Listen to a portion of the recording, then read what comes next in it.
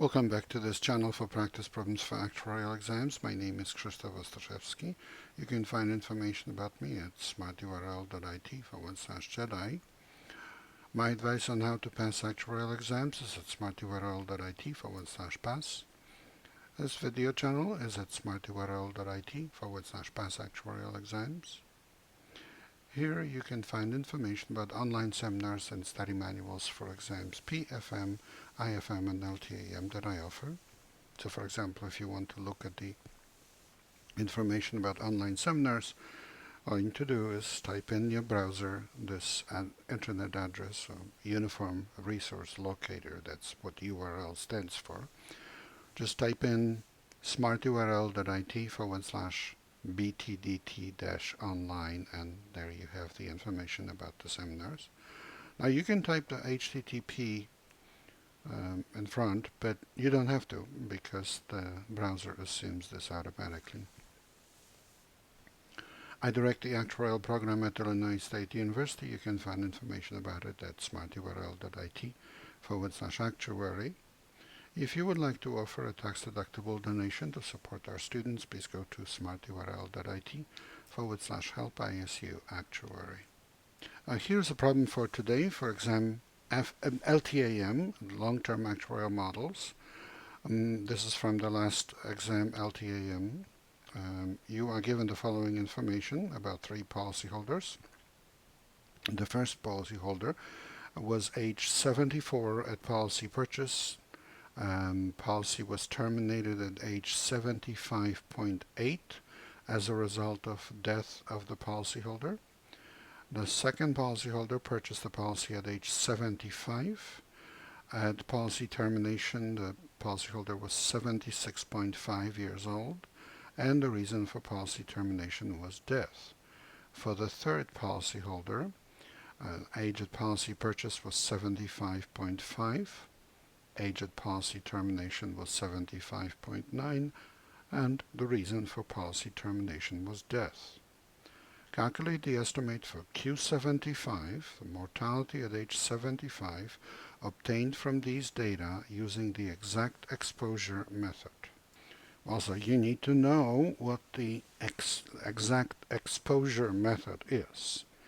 In this method, you use the exact total time under observation, like in apposite body count, which I teach you in my study manual and the online seminar on multiple decrements, and in the portion on multiple decrements. And the ratio dj over ej, with dj being the number of observed deaths, and ej being the exposure, number of people who were exposed to dying in the period, but only counting them as long as they were exposed. This dj over ej is then utilized as the maximum likelihood estimator for the hazard rate. Of course, we call the hazard rate force of mortality in life contingencies, but I'm just referring to the expression used in the textbook, loss models. Assuming the hazard rate is constant over the interval Cj to Cj plus 1, and this refers to group data boundaries. So whatever group data you have it within a certain time interval.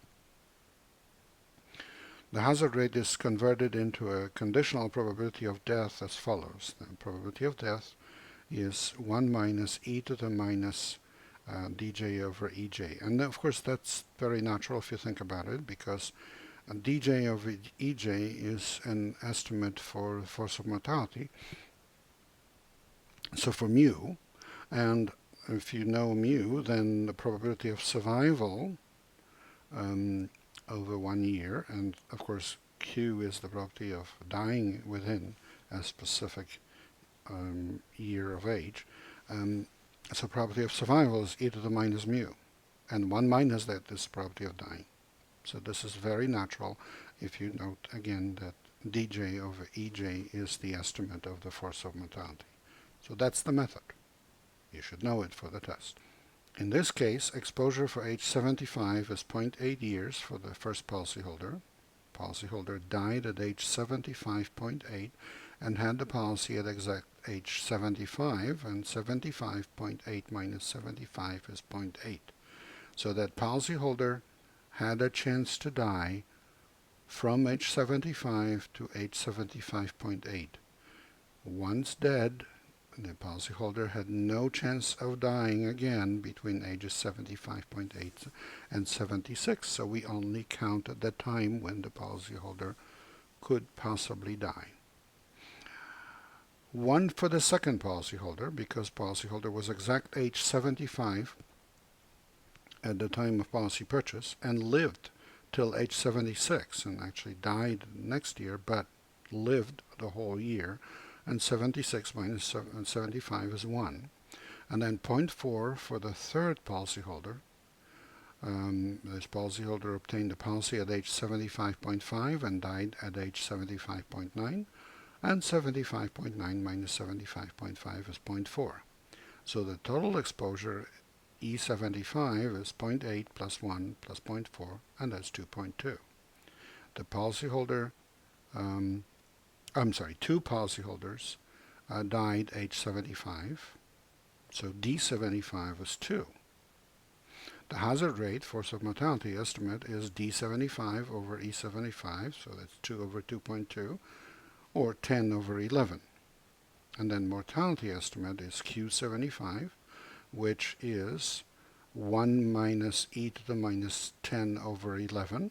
That's approximately 0.597197, and that's answer B.